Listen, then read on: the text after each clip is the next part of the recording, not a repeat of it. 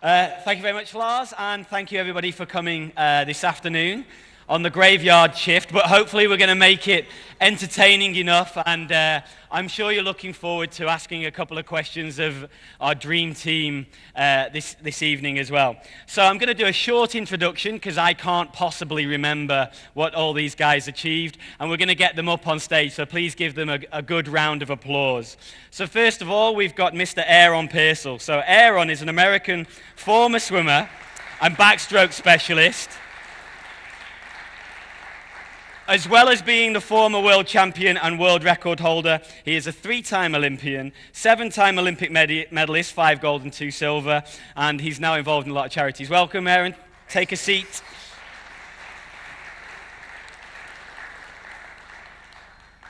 We also have from the world of water polo, Tamas Molnar. Now, Tamas was one of the 6 iconic water polo players who was part of Hungary's 3 Olympic triumphs in 2000, 2004, and 2008, and he currently serves as the president of his club. How do I say this? Szeged, and sits on the executive board of the Hungarian Water Polo Association. Well, welcome, Thomas. Another person who really doesn't need any introduction, really, but I'm going to, is Penny Haynes. So Penny established herself as the world's greatest female breaststroker of the 20th century by becoming the only woman in Olympic history to win both the 100 and 200 meters breaststroke. She's currently on the Fina Athletes Commission and does motivational and public speaking. Welcome, Penny. Please take a seat. And finally on our fantastic panel is Mr. Alexander Popov. So, known by many different names. The Russian rocket Iceman I have here, is this all correct? Big Dog? Who calls you Big Dog? Yeah, those dogs. Considered the best freestyle swimmer ever. He is a member of the IOC, has won the Fina Prize, the Russian Medal of Honor. I mean, the list goes on. Welcome, Alex. Please take your seat. So our session today is From the Eyes of the Athlete, inside look into the changing aquatics landscape.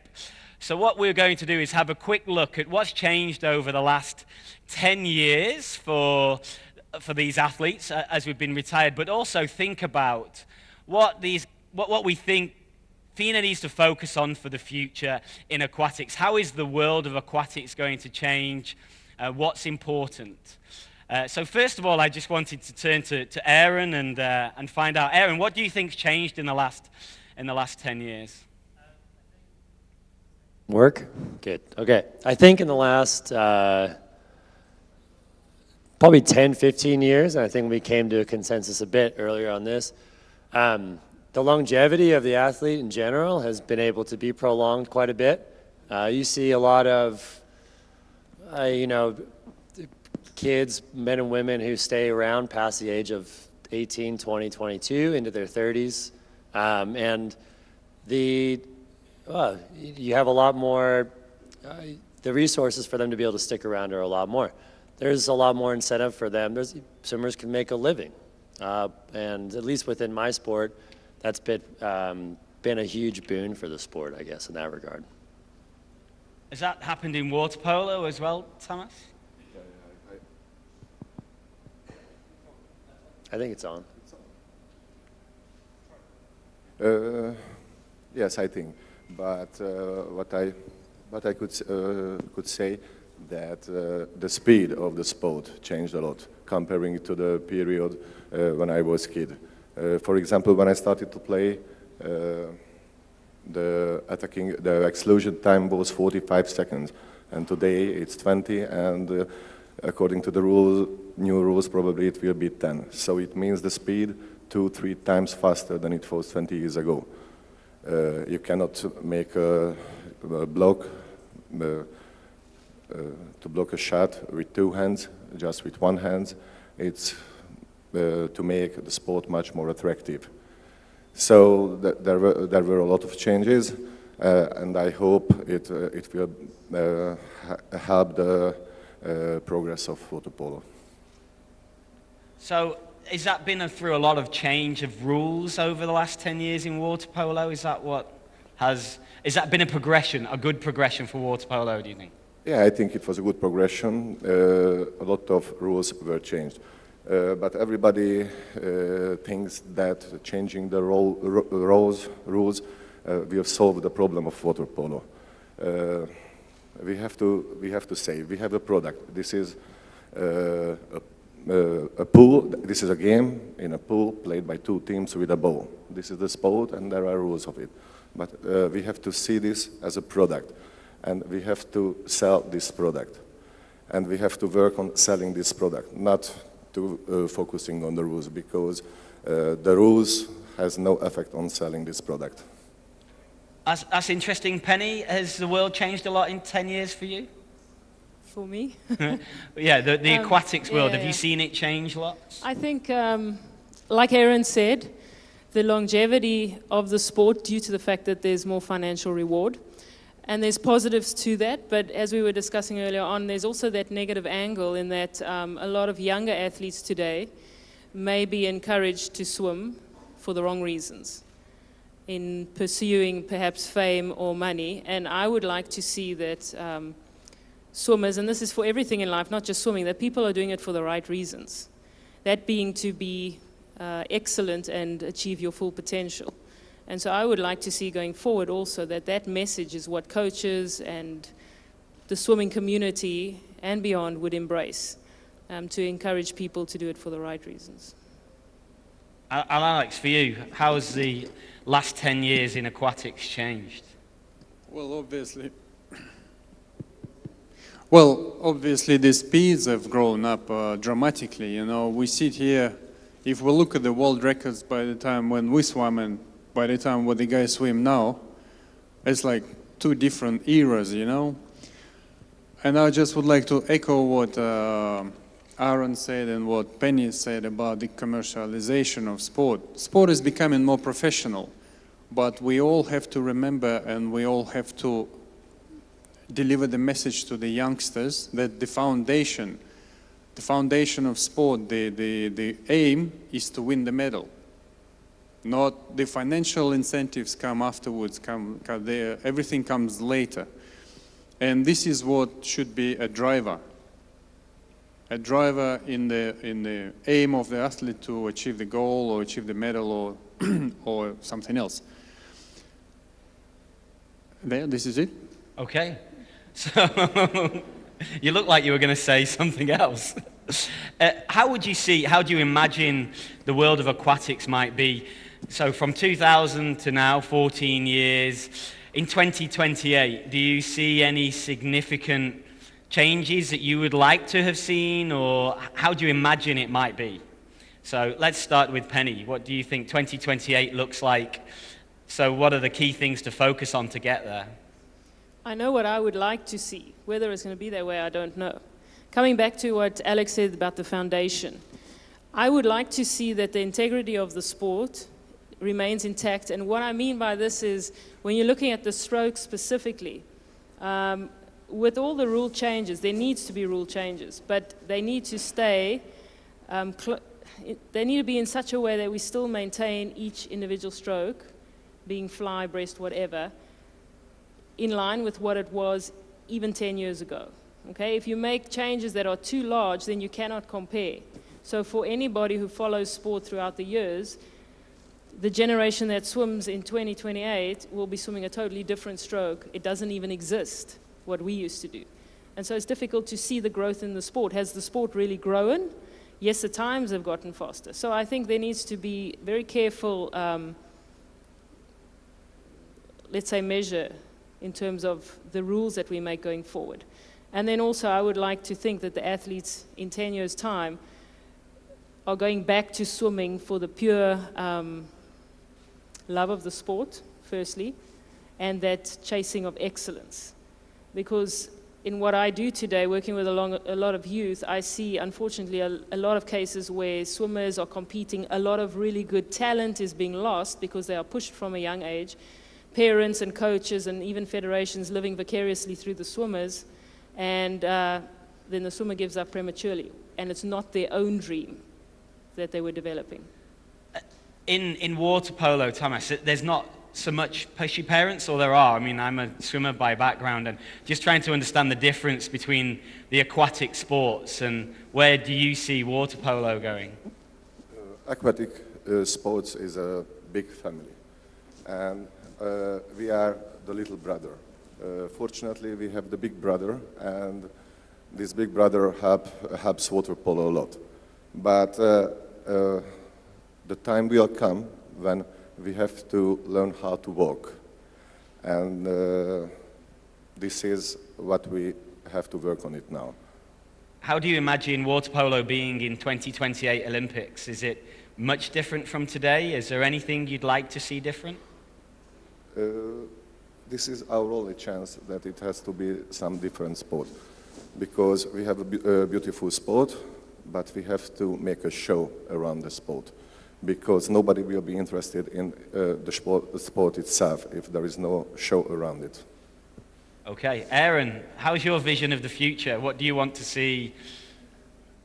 You know, I think it will echo quite a bit of what Penny has already said.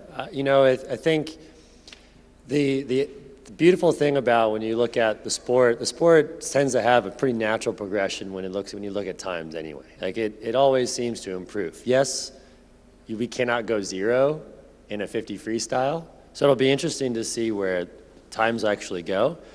I'm less worried about times. When I look forward 15, 20, 30 years from now, I think those will get taken care of. I think, to reiterate what Penny had said, I think a lot of it is keeping that definition of success in perspective to a degree. And I think it's instilling a bit of those very innocent and pure priorities within the development of it. I think if we want to see the sport progress in probably the healthiest way, we want to build healthy, whole individuals all across the board. We're not just building swimmers, we're building, or water polo players, we're building human beings. And so people who actually take ownership of what it is they're doing. This isn't for their parents, it's not for their coaches, not for anybody else. But you're building a complete human being that has many interests and many different facets to their education. And I think by doing that, by them taking ownership of it, by them actually wanting to immerse themselves, it's their choice to immerse themselves in this process of swimming or water polo or synchro, then I think that we will see that element of progress. I think that's where we will see the sport take another leap to a degree. All the best athletes I've ever seen were usually those that loved what they did so much that it was their own, and it labeled them to actually be the ones sticking around, being consistent. They were the ones who were actually able to do well over a long haul. Times will progress. Technology can come and go. I think it's the strangest thing. I think to move forward, we kind of almost have to look back to a degree sometimes. I don't think it's hindering anything. I think what it's doing is bringing it back to that the essence of what sport is and the definition of what success might be. And Alex, have you got any thoughts about what 2028 might look like, if there's any important things that we should focus on? I will be 57 then, that's for sure. You see, it's quite probably difficult to say what our sport will look like in 2028, but what I would like it to be is as beautiful as it is now. It should be driven by a natural progression of the result, but not by the technological. Of course, you know, the starting blocks might be changed, but the athletes should be seen as athletes. You know, men should be seen as a men and women should be seen as a women. I mean, in terms of swimsuits and everything. Once we had that issue, even with Cornell, we discussed it a little bit, but then the decision was absolutely correct. Painful, but correct for everybody. And this is what we would like to see. The beauty of swimming, of water polo, diving, synchro, to be preserved, to be improved, and to be shared with the rest of the world. This is what we need to concentrate on. That's purely my opinion. So you've all talked about things which are pretty integral to moving forward, but not much about anything to change. Has anybody got any idea of what could be new or be an advantage, change in addition to the world of aquatics? Changing the color of the water, you mean? Maybe. You say the color of the water? Color of the I water, like that. Yeah, we could change the color of the water. What color water do you want to swim in? Definitely not yellow.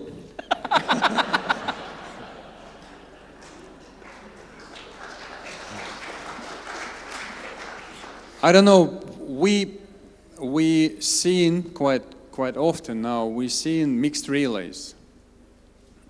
They are tried at the level of junior competitions, at the level of short course meters championships of different caliber, different level. This could be one of the opportunities. This could be one of the future new developments in swimming. To invent a new stroke, it's quite difficult. You know, what we have now is already what we have, or what could be done.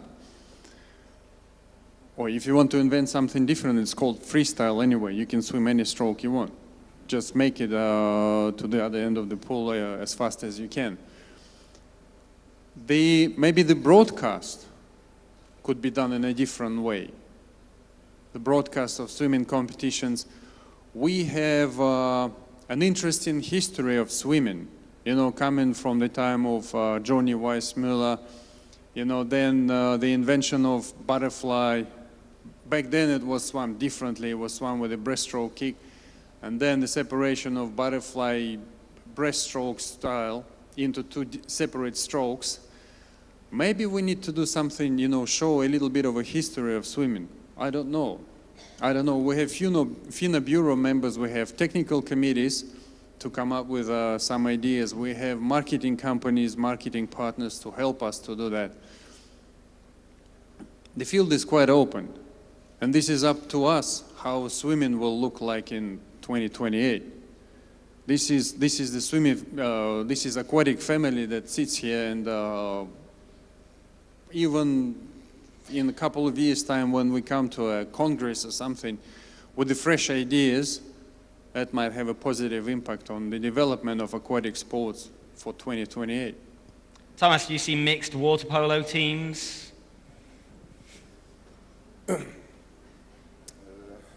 You know, comparing to swimming, swimming is, I think, for me, one of the most popular sports around the world. So the situation is, in swimming, it's very, very simple.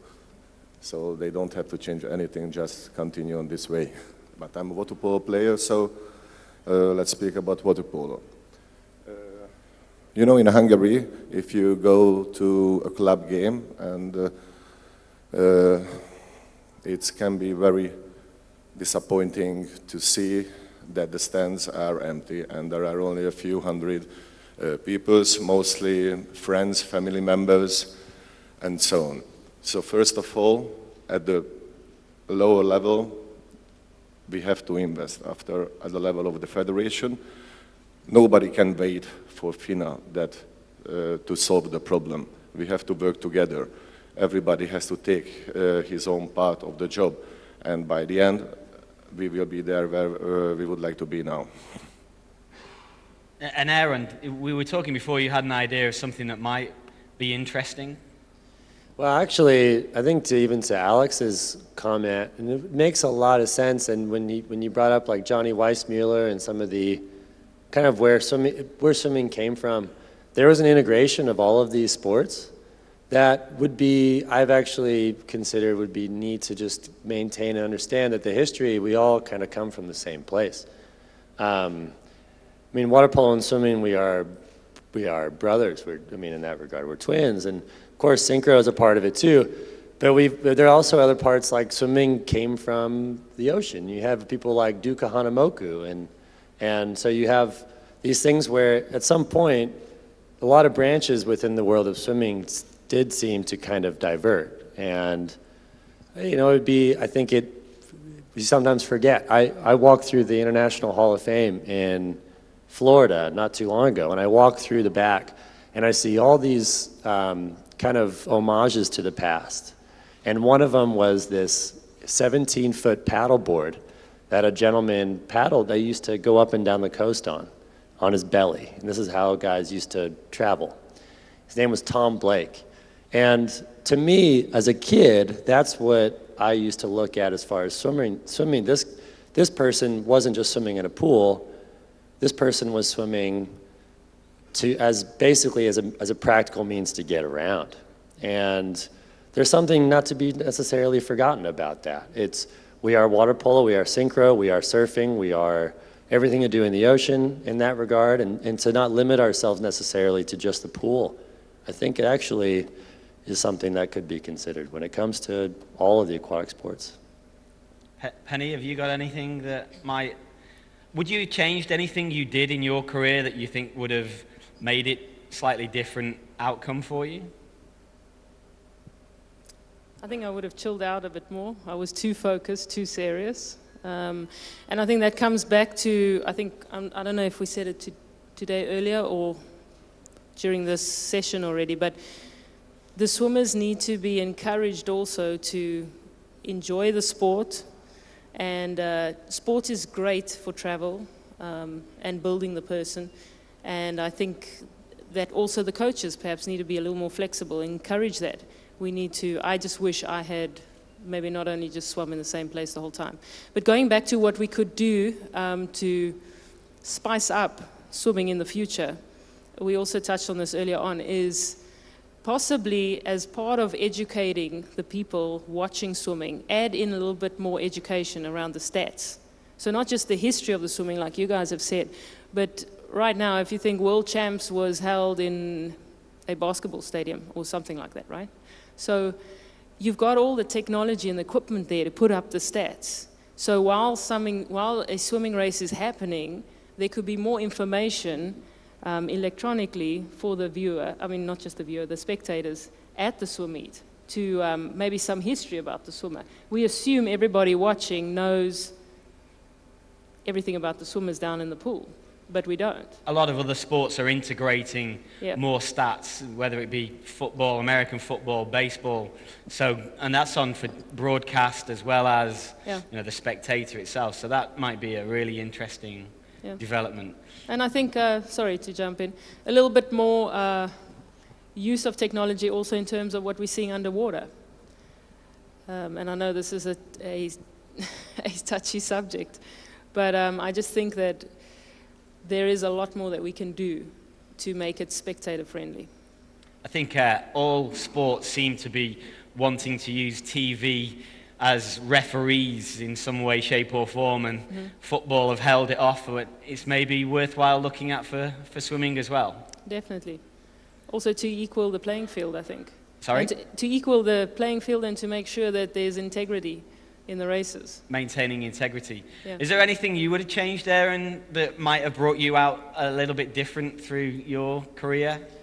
You know, I think the way I went through my career, I'm actually okay. I think to what we were saying, but it's not that you don't still notice that there were certain things that went on in your career that aren't just simple, like aren't just to you, it might be across the board.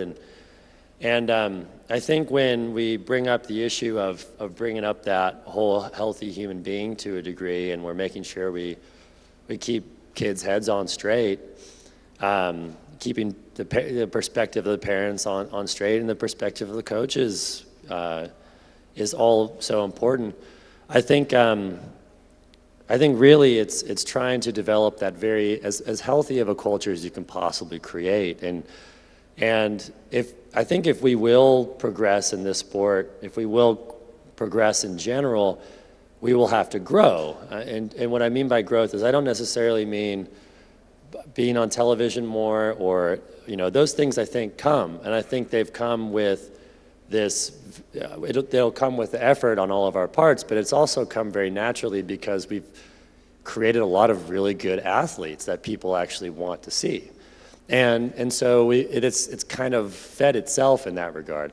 But I think we need to continue opening up the communication on all fronts. And I think it has to, you know, the kids have to learn that this is theirs. They can go to their coaches and they can communicate to their coaches how they feel, and nothing is shunned. They're not told to just go back and put their head down and work hard, that their emotional well-being is actually very important. And Alex, what do you think about that? How was Gennady with you? Did you go to him for that type of support when you were swimming? Well, obviously, I went to Gennady for a particular reason.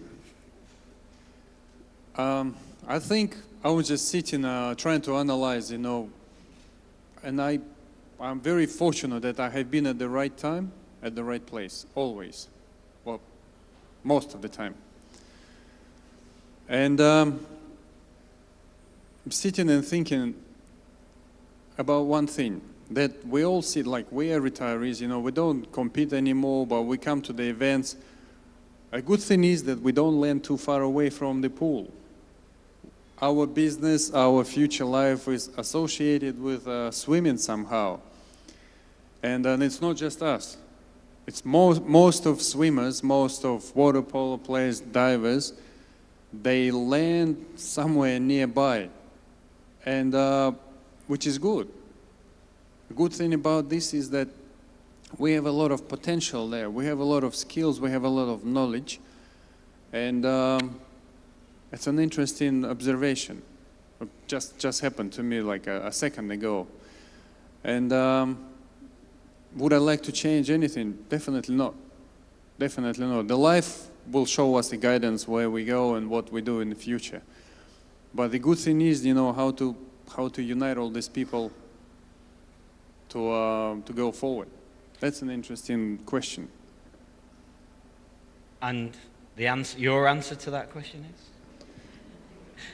Stay as close to the swimming pool as possible, because you might be needed at one stage, you know, for support of an event, of a program, of a project that is associated with the club, with the swimmer, with the program, with the federation, with the national interest.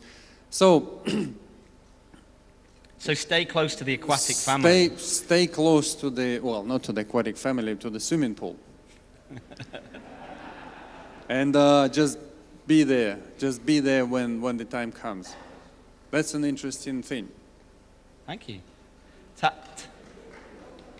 Very good. Tamas, and for you, what are your thoughts on any changes that you definitely see happening in water polo? I think I really had a very successful career. It was much more than I was dreaming about when I was a kid.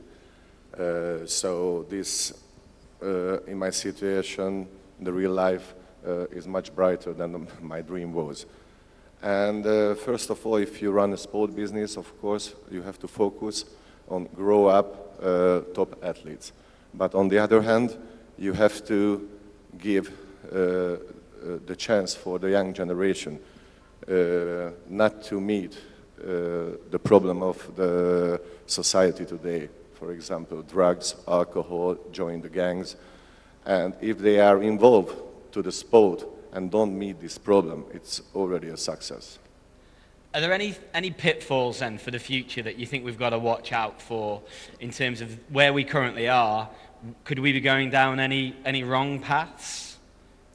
Penny? I think, and it feels like we're beating a dead horse here, but I think the whole thing of incentivizing sport. We want to see the sport grow, we want to see everybody getting faster, we want more involvement, and we want the top athletes to be competing at the swim meets, so that obviously that's good for the sport and for the federation.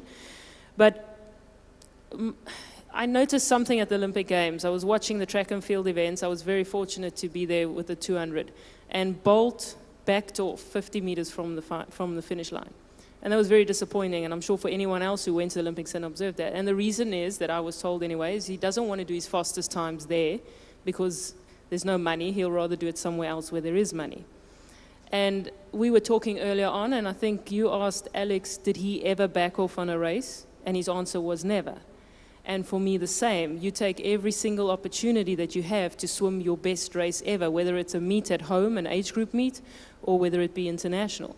But I fear that that attitude is not really the same anymore. I know of current top swimmers that I've spoken to, and then they say to me, but they don't want to do a world record at this meet. They'll do it at that meet. And I think while you're swimming, you take your talent for granted, and you always assume there's another one. But I'm sure for any one of us, when we broke our last world record, we didn't know it's the last one. So I think, as I said, the financial support should be there to ensure the longevity of the athlete, and certainly to make sure that they have something to fall back on later. But still, the message should be that you're competing for personal excellence. And as Alex said, then also to have the respect for the medal and the institution that is, whether it be Fina, the world champs, or whether it be the IOC, as opposed to rather chasing the glory, the perceived fame, and all of that. And Aaron, any pitfalls for the future? I think no matter what, it can be anything. Money is like a very easy and clear example, but there's a lot of ways that any swimmer, coach, a parent can get distracted. And that I don't think will ever go away. As you get better, as you participate more within whatever sport it is, there are things that come up that just seem really tempting, and there are a lot of things that look like shortcuts, and there are a lot of things that seem like will get you there quicker, and that might, it might actually even help. And so, the point is to try to have a good support system around you, and some of us are really lucky with that. And the other side is to remember, which is the hardest thing to do throughout I thought maybe throughout my career, looking back on it, the hardest thing to do was to maintain perspective, was to never once swim for money. I could see those that did, and once I did, might be trouble. But to actually always remember more or less, those very simple reasons of why I was there, and everything else was kind of a bonus, Thomas, any pitfalls for water polo for the future? I have to mention women water polo. A lot of people in water polo think that the women water polo is a completely different sport. Probably, in one hand, I can agree, but we have to see the situation worldwide with women water polo, and the progression of women water polo is much better. In men water polo, the European countries rule the sport. Unfortunately, these countries don't have the strongest economy. But if you see the women water polo, the leaders, USA, China, Australia, Canada, with strong economics. So I'm sure one day this situation with this progress in women water polo will help the whole water polo a lot. Do you see in that sport, in that aquatic sport, that finance and the financial rewards can distract people as well? I don't know, but what we have to understand, what I mentioned, we have the product, this is the game. We can change the rules, but it will be the same, the water polo, the pool, the teams, and we have to make it attractive. We have to involve people, sponsors, countries around the world to make it much more attractive for the people that brings money into the sport. Okay, and Alex? Well, I guess this is not just a question of aquatic sports in particular, I guess that's a more general question of all sports. This is the cost of the game. The cost of the organizing the World Championships, the European Championships, the cost of organizing the Olympic Games. This is growing way too fast, way too big, and not a lot of countries can afford it. This is probably one of the threats that we need to look at and to see how we can simplify the process. The rest of the game is, the question is, do we still enjoy it? Do we still like it as a spectators? And if we love it, we like it as a spectators, then it's a good product. Great. Thanks, Alex. So I think just to sum up a little bit before, we're going to give you guys an opportunity to ask these Dream Team swimmers a couple of questions. I think what we've heard from them today is, let's not have too much of a cultural shift for the athletes. Try and maintain that integrity of why we do the sport. Integrity of the rules and integrity of the actual disciplines as well, so we can compare them in the future. There are some small areas where we can see some new developments, maybe some technology, more stats on TV, but in general, let's take care of our world and build athletes for the future that are going to be great in the world to carry on. So thank you very much for those insights. So we're going to come into the audience and ask and see if anybody's got a question or two for our heroes. Does anybody like to ask any questions? Wow, we're going to one at the back over there. We've been very clear. Thank you. I'm Akri Amir from Sri Lanka, a relatively smaller federation when it comes to seeing all of you guys. And I'm happy to first say, being athletes, you guys mentioning what you want and what you see as a vision for the sports, I'm pretty impressed. Being young athletes coming into the fold, and I hope you guys will be there to direct the sport also in the future. One situation is that we don't see a synchronized swimmer here today. I'd just like to revisit the question of mixed participation. Thomas, you mentioned the issues when it comes to water polo. As a spectator, as a person who controls also synchronized swimming, this is a big challenge, trying to comprehend the idea of mixed participation. We don't have a synchronized swimmer, but how do you see it, any one of you, being in the aquatic sports going forward into the future? Any one of you? Sure. And it's unfortunate our synchro counterpart wasn't able to join us, and that's huge. As of yesterday, right, we were just allowed mixed doubles, and so mixed duets, and so good. I mean, I think it's absolutely great. I think if there's a willingness for that, personally, I think kudos to Fina for allowing that to pass through, and you know, I think it's fantastic. Spectators, you know, I think it's in that regard, in my opinion, the willingness to do it should be drawn from the people who actually want to compete. And if there are men and women who want to compete together within synchro, that's their right. And I think it's fantastic. We might just get these guys making a comeback. I can see Alex doing synchronized swimming. He's going to be good. Any more questions?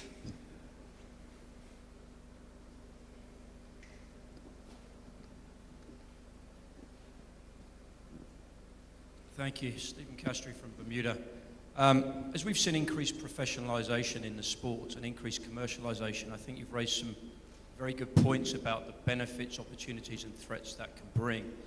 One of the things as the smaller federations will probably see, as we have to have our athletes training more and more full-time in order just to reach times to qualify for major meets, is there anything we can prepare ourselves to help them prepare for the transition from full-time swimming at a non-Olympic gold medalist level into the real world where they have to make money and have a job?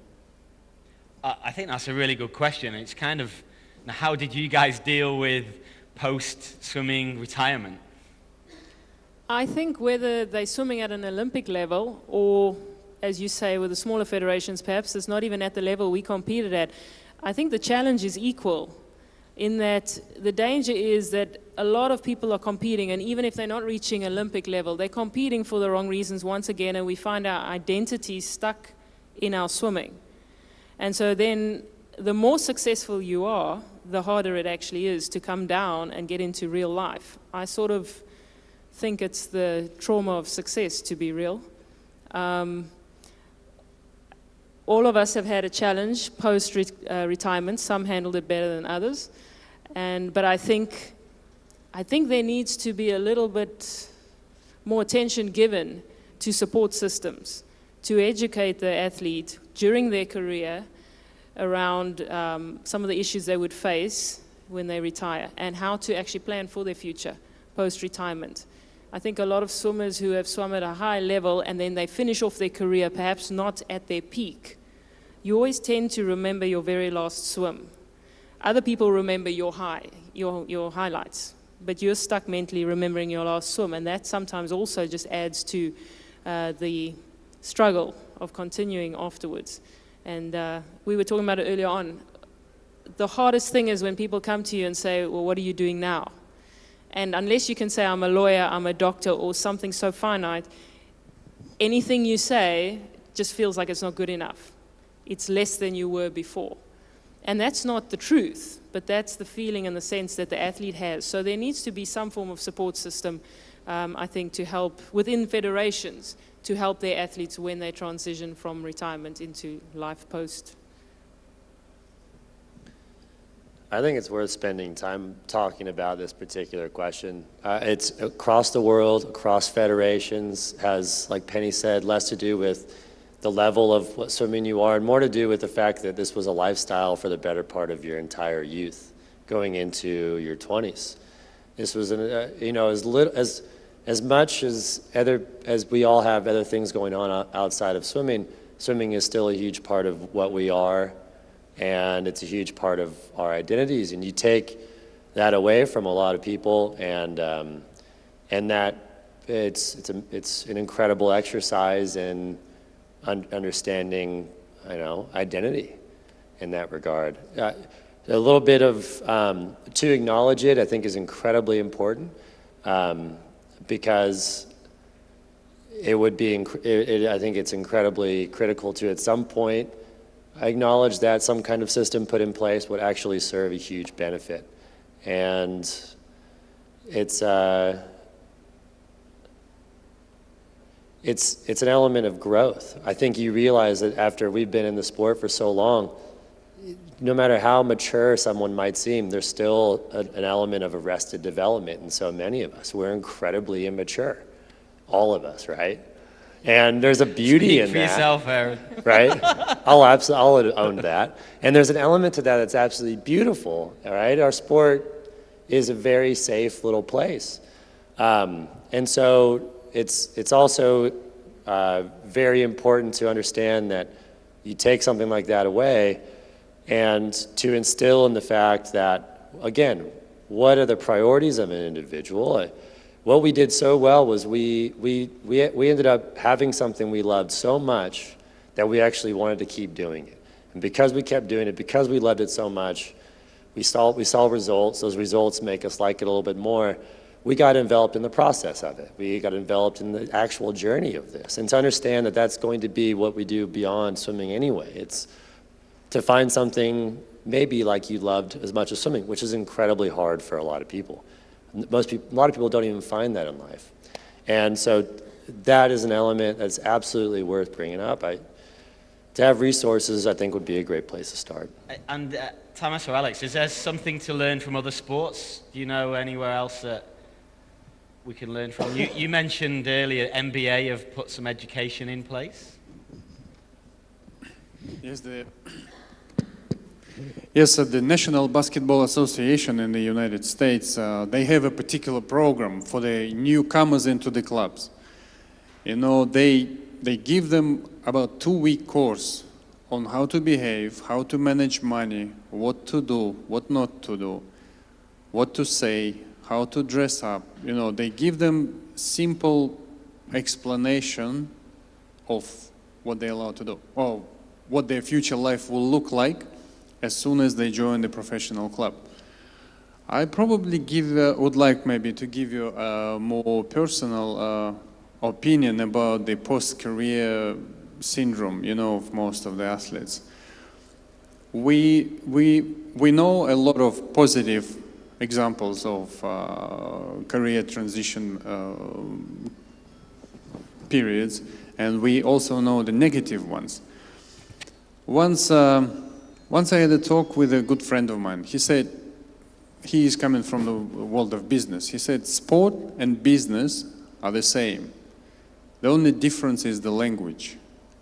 So if you want to join business, go and learn the language of the business first. And then with your abilities that sport gave you, you can achieve maybe even greater results in sport, in business. So what maybe most of the athletes across the field, you know, if they don't have enough education before they retire, what they can do, they can go and do postgraduate courses or something. It's not a shame. It is normal process, but they must do it themselves.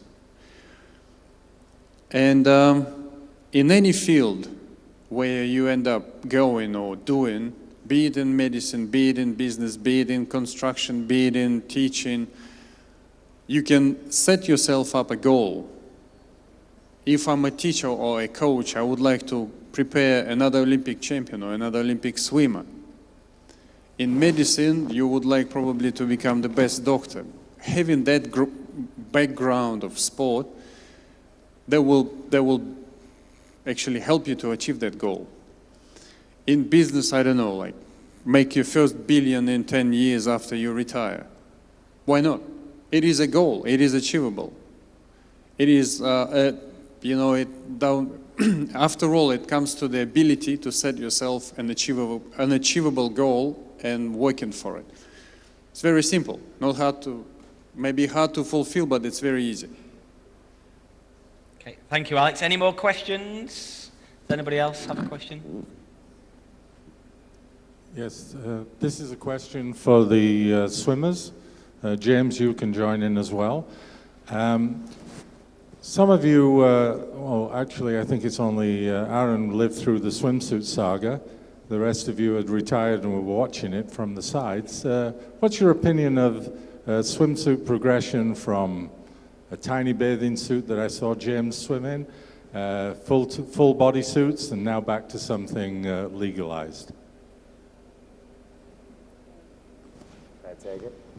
All right, I guess it's on me, right?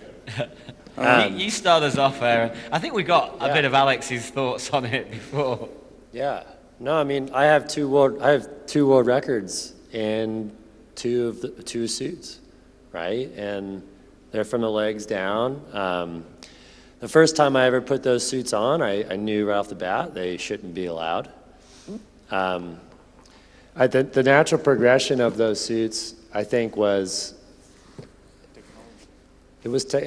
natural progression of a technology. We always had this kind of unspoken rule, and everyone acknowledged it, right? You don't make a suit that's buoyant.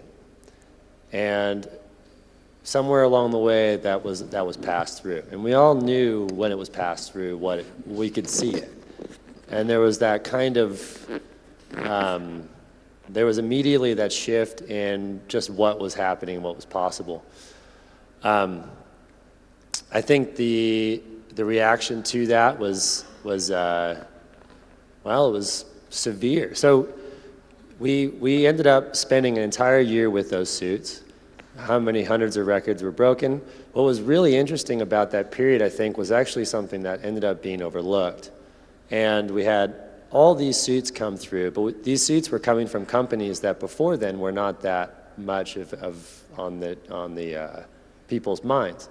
But we had companies like Jacket, who all of a sudden came out of nowhere. They were out of a garage, more or less, and you had these companies who were now able to support that many more athletes. All of a sudden, we had the amount of support per individual athlete had gone up quite a bit, and it was an effect that we didn't really expect. We were only seeing this at World Championships in 2009, which was a year after the suit thing began.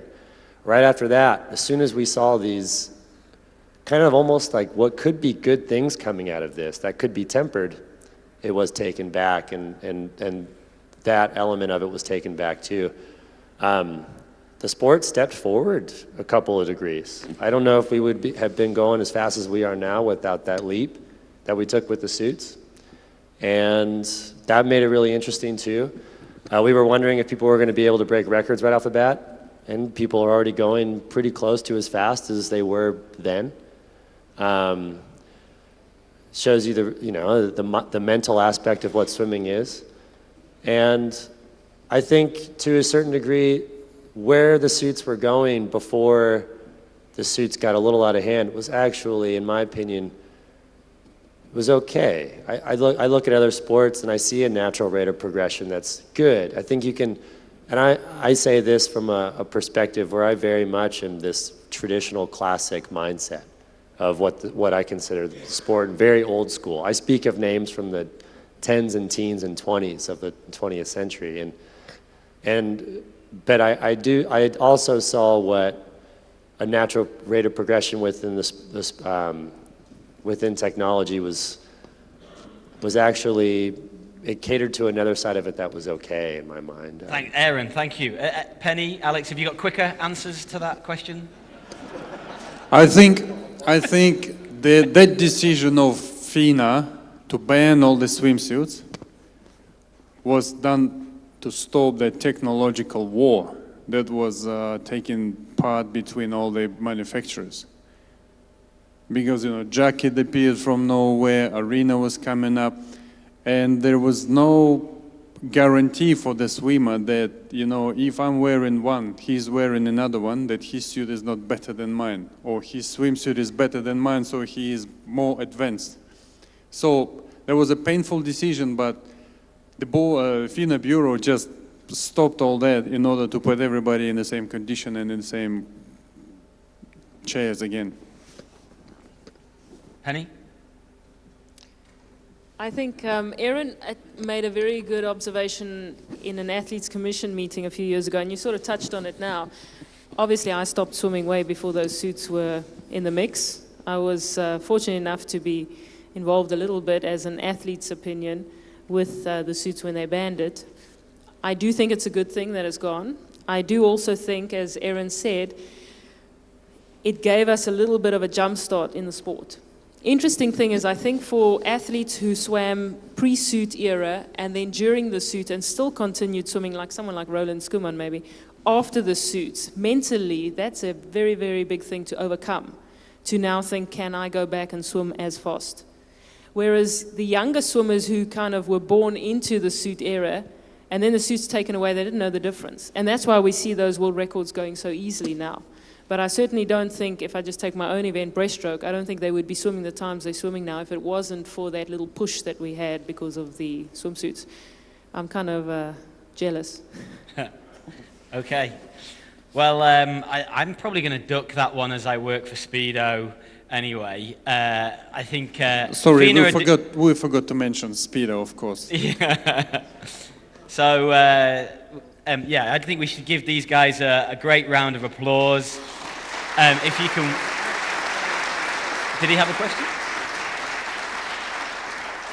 Alex says Dennis had one last question. Sorry, I missed it, Dennis. Do you want to ask your question? Dennis, no? But Cornell might have a comment, no? Cornell, of course, from you, anything.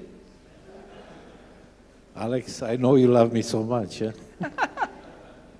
No, just to say that the progress, because you start with the progress, no? I think in swimming already we have the mixed relays, and I don't know what the future will be. Technology is improving, mostly about television technology, and they show the sport in a better way. And every day you have something new coming. Omega every time is coming with some new things. Now you have this breaststroke device. I don't know tomorrow. Then we have all the time looking to improve and to improve our sport. In other disciplines, we do the same thing. We have now, with a big discussion, but it's good that they discuss about mixed duet in synchro. It's a big question. It's good that they discuss. Doesn't matter positive or negative, but it's good to discuss about synchro. Then we have in diving the mixed synchro diving, and we bring the high diving, which is a fantastic event. Then I'm sure the life goes on, and our sport will improve. Maybe watercolor, good idea. Good idea, Alex, we can think on that, just to try to make something. And I like very much what Tamas was saying. Doesn't matter what is in the pool. We have to improve what is around the pool to make it more attractive, to make it more better product. And the most important thing for the people to understand why the referee blow the whistle. Because this is probably the most difficult thing. Thank you.